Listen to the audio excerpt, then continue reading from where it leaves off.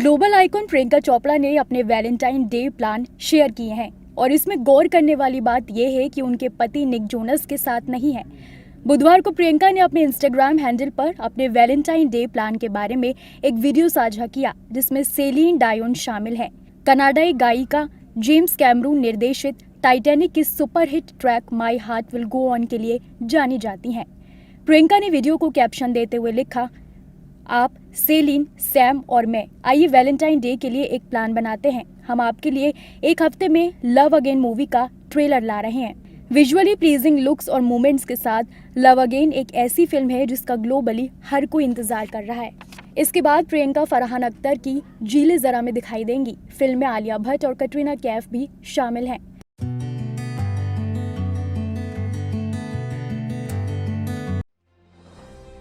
केंद्रीय गृह मंत्रालय ने साफ कर दिया है कि अमरावती आज की तारीख में आंध्र प्रदेश की राजधानी है। केंद्र ने राज्य सरकार के 3 राजधानियों को स्थापित करने के प्रस्ताव पर टिप्पणी करने से इनकार करते हुए ये कह दिया कि मामला न्यायालय में विचाराधीन है। केंद्र ने कहा कि 3 पूंजी अधिनियमों को लागू करते वक्त राज्य सरकार ने केंद्र से बात नहीं की थी। आंध्र प्रदेश के मुख्यमंत्री वाईएस जगन मोहन रेड्डी ने हाल ही में ऐलान किया था कि जल्द ही विशाखापट्टनम आंध्र प्रदेश की राजधानी होगी और मुख्यमंत्री कार्यालय भी वहीं ट्रांसफर किया जाएगा। साल 2014 में आंध्र प्रदेश 2 राज्यों में बटा और दूसरा राज्य बना तेलंगाना, लेकिन दोनों की राजधानी एक ही है, हैदराबाद। 2014 में टीडीपी सरकार ने अमरावती को राजधानी के लिए चुना और अब मौजूदा वाईएसआरसीपी सरकार ने विशाखापट्टनम को राजधानी बनाने का ऐलान किया।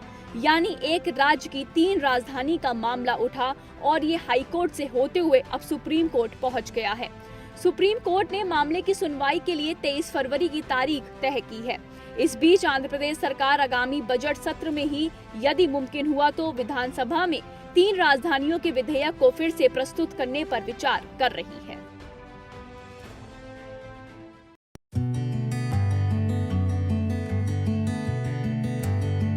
बिग बॉस 16 के ग्रैंड फिनाले में सिर्फ 4 दिन बचे हैं। कंटेस्टेंट को एक बार फिर शो में अपने सारे एक्सपीरियंसेस को फिर से रिलिव कराया जाएगा, जब उन्हें आने वाले एपिसोड में उनकी 4 महीने की पूरी जर्नी दिखाई जाएगी। लेटेस्ट प्रोमो में प्रियंका, चाहर चौधरी और शालीन को अपनी जर्नी के लिए एक थ्रोबैक वीडियो के साथ दिखाया गया है। कंटेस्टेंट को उनके फैंस एक्टिविटी एरिया में मिलेंगे। प्रोमो में दिखाया गया है कि कंटेस्टेंट प्रियंका ब्लैक कलर की साड़ी पहने पोडियम पर खड़ी होकर अपनी जर्नी को देख रही हैं। सीढ़ियों के नीचे खड़े होकर उनके फैंस ने उनका हौसला बढ़ाया और एक्ट्रेस ने उनके प्यार और समर्थन के लिए उन्हें धन्यवाद दिया। बिग बॉस की आवाज़ ने भी प्रियंका को सराहा और कहा, प्रियंका चाहर चौधरी, आपकी आवाज़ घर वालों को पसंद हो ना हो लेकिन दिलों तक ज़रूर पहुंच चुकी है। जब जब बिग बॉस 16 का नाम लिया जाएगा आपकी आवाज़ लोगों के जहन में ज़रूर आएगी। ये सुनकर प्रियंका इमोशनल हो गई और उन्होंने सभी का शुक्रिया अदा किया। उसके बाद एक्टिविटी एरिया में शालीन को ऑडियंस ने ज़ोर से तालियों और सीटियों के साथ स्वागत किया। वो एक मंच पर खड़ा होता है और उसकी जर्नी का वीडियो एक्टिव एरिया में चलता है। अपनी जर्नी देखते हुए शालीन इमोशनल हो जाता है और उसकी आंखों से आंसू निकल आते हैं। ऑडियंस के सामने शालीन के झुक जाने के साथ वीडियो खत्म होता है। शालीन को ये एक सपना सा लगता है और वो कहता है, सर मैं यहाँ पहुँच गया। जिस पर बिग बॉस की आवाज़ जवाब देती है, आप कभी ग्रिड से बाहर नहीं थे शालीन। बिग बॉस 16 कलर्स पर ऑन एयर होता है।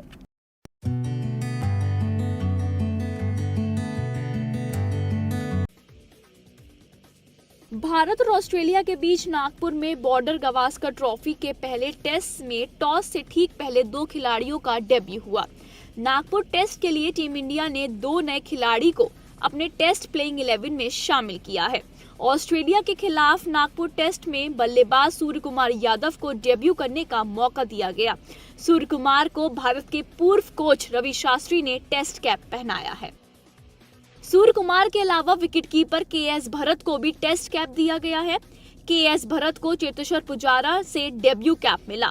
स्टार विकेटकीपर ऋषभ पंत सड़क दुर्घटना के कारण मैदान से दूर है, ऐसे में उनकी जगह केएस भरत को मौका मिला। दोनों ही खिलाड़ियों से टीम इंडिया को बड़ी उम्मीदें हैं। सूर्य कुमार यादव के अनुभव को देखते हुए आज उनको डेब्यू करने का मौका दिया गया। बेहतरीन फॉर्म में चल रहे शुभमन गिल की जगह केएल राहुल को आज प्लेइंग 11 में जगह दी गई। शुभमन गिल को अभी अपने मौके का और इंतजार करना होगा। वहीं बतौर स्पिनर रविंद्र अश्विन, रविंद्र जडेजा और अक्षर पटेल खेल रहे हैं। कुलदीप यादव बेंच पर हैं। भारतीय टीम मैनेजमेंट सूर्य कुमार यादव की मौजूदा फॉर्म को नजरअंदाज नहीं कर सकती है। सूर्य कुमार यादव की बात करें तो वे बल्लेबाजी में ज्यादा खतरनाक हैं। सूर्य कुमार यादव 360 डिग्री बल्लेबाज हैं, जो मैदान के चारों तरफ चौके और छक्कों की बरसात कर रन बटोरने में माहिर हैं।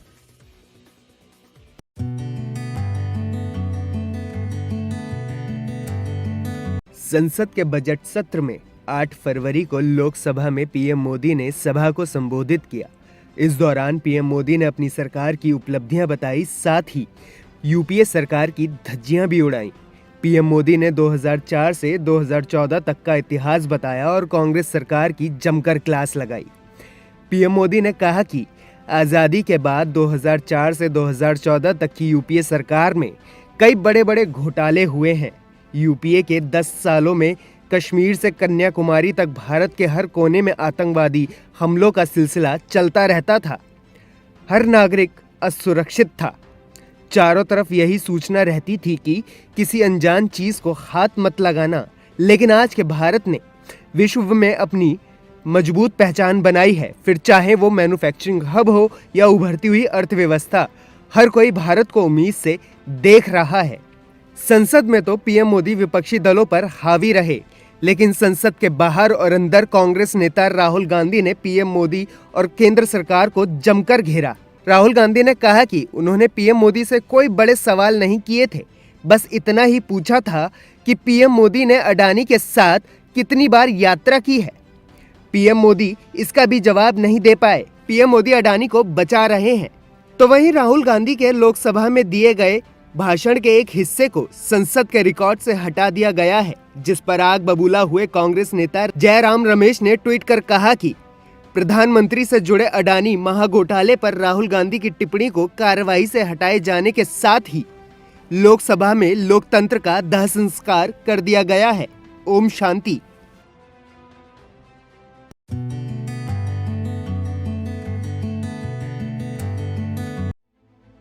रामचरितमानस विवाद पर तमाम राजनीतिक हमले और मुकदमा होने के बावजूद उत्तर प्रदेश में सपा के राष्ट्रीय महासचिव स्वामी प्रसाद मौर्य अपने मोर्चे पर डटे हैं। रामचरितमानस की चौपाई में संशोधन को लेकर पीएम मोदी और राष्ट्रपति को पत्र भेजा है।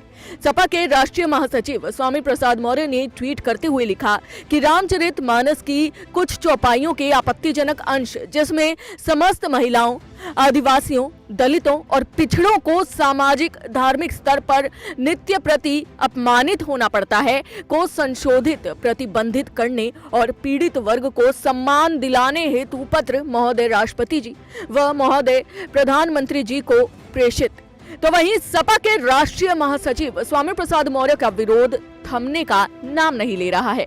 रामचरितमानस पर दिए विवादित बयान पर 8 फरवरी को कानपुर लॉयर्स एसोसिएशन ने शताब्दी द्वार के पास मौर्य का पुतला फूंकते हुए विरोध दर्ज कराया। अधिवक्ताओं ने कहा कि स्वामी प्रसाद मौर्य जिस दिन कानपुर में कदम रखेंगे, उस दिन अधिवक्ता समाज जूतों से मारकर उनका मुंह काला करेगा। स्वामी प्रसाद के चिट्ठी वाले खेल से सियासत गर्मा गई है, जिसके बाद बीजेपी ने पलटवार कर सपा को घेरने की कोशिश की। आपको बता दें कि कानपुर के कड़े विरोध को देखते हुए मौर्य के कार्यक्रम को परमिशन नहीं दी गई। स्वामी प्रसाद मौर्य को 7 फरवरी को रसूलाबाद में कठारा गांव में पेरियार लल्लई सिंह यादव परिनिर्वाण दिवस के अवसर पर आयोजित अधिवंशवास पाखंड उन्मूलन महासम्मेलन में उनको आना था, लेकिन पुलिस प्रशासन ने शांति व्यवस्था भंग होने का हवाला देते हुए अनुमति नहीं दी।